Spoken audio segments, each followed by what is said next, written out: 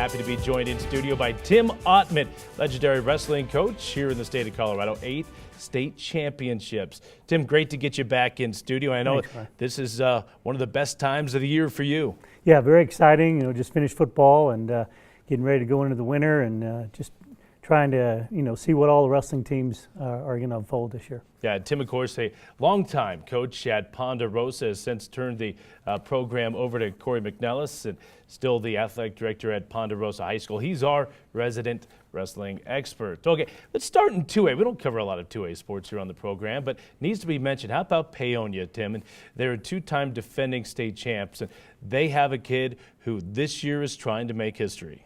Yeah, Jesse Reed is going for his 4th state championship, and Paonia itself is a storied program, and like you said, won 2 defending state championships before, but last year could have been the best team in all classifications. But going for the 4th title is something that's very rare and very difficult. Yeah, and that's the great thing about wrestling. I don't know if you could say that about any other sport, where you can make the argument that a 2A team is the best team in the state regardless of classification.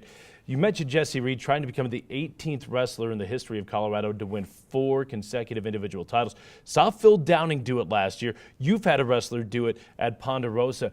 Put it in context. Just how difficult is that? Well, there's extreme pressure, obviously, as you begin to go through your sophomore, junior, senior years. You have to have obviously a lot of skill, a lot of talent, but you also have to have a little luck, and things have to bounce your way. And you got to remain focused and humble and make sure that those things don't take control of you. And then you got to prove yourself. And one of the things that we try to do at Ponderosa, and many teams are doing, is putting their testing their mettle out of state and with some tougher wrestlers, or they're prepared for the state championships when they do come. Yeah, and it's just one little slip up. That's all it takes for those hopes and dreams to be dashed. And again, perhaps the greatest wrestler ever to come out of the state of Colorado. It certainly is debatable, and Tom Klum wasn't able to accomplish that feat. All right, how about 3A? Who are we looking for in Class 3A? I know Brush, the Beat Diggers, are back once again. Yeah, I talked to Coach Lessenhop this week, and he gave me the lowdown on Brush. They're returning 9 qualifiers to the state tournament, including 6 placers from last year. Following them, on their tails is Valley, who really have an excellent program as well. So, but look for the Beat Diggers to be tough again this year. Yeah, again, I think they are the favorite going into the 3A state tournament. Again, that'll come up in February. All right, to the bigger classifications, what we cover a little more often here on XSR. Let's go to 4A.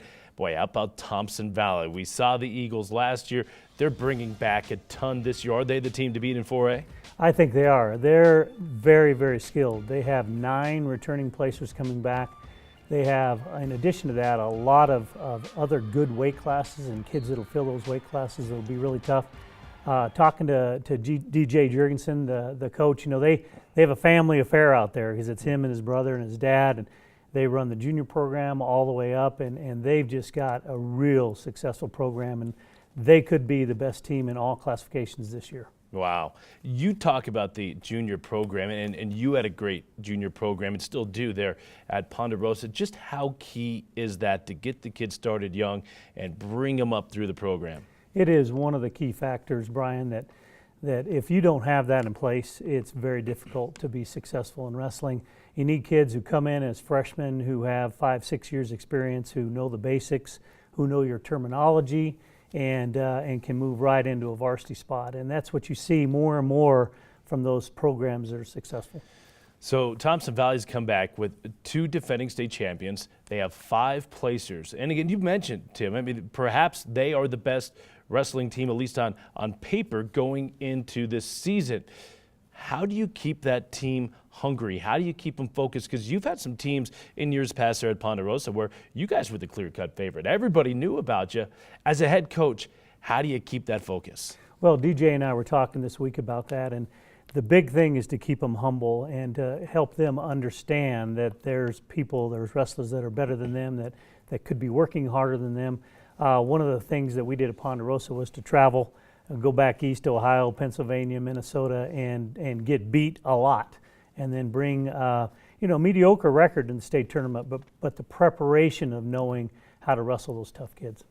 So again, look for Thompson Valley coming up in Class 4A. All right, how about Class 5A? The defending state champion, the Wildcats of Arvada West, and it looks like they're going to be back. Are they the favorites in Class 5A this year? They are. They have 7 returners, and one young man who couldn't wrestle last year is back.